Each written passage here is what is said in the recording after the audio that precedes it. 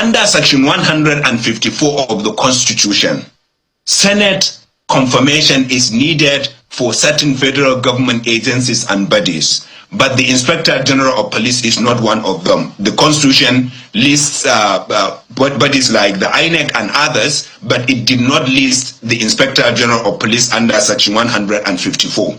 And under Section 215, like I said, which provided for his appointment, only the advice of the Nigeria Police Council was contemplated. And when you look at the Police Act, it did not make any provision as to confirmation by the Senate in the appointment of the IGP.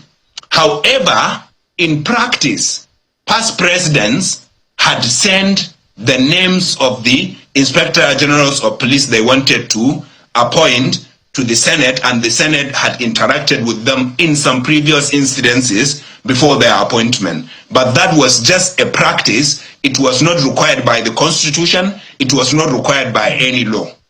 Finally, there have been some amendments that have been tabled before the National Assembly, or that have been proposed before the National Assembly for Senate confirmation to be added to the appointment of the Inspector General of Police. But those amendments have not been carried through. They have not been completed. And if you want Senate confirmation to be mandatory before an Inspector General of Police can be appointed, you need to do one of two things. You need to amend the Constitution under Section either 154 to list the IGP amongst the federal bodies that require confirmation by the Senate, or you need to amend Section 215 in order to provide for Senate confirmation under the section that provided for the IGP's appointment.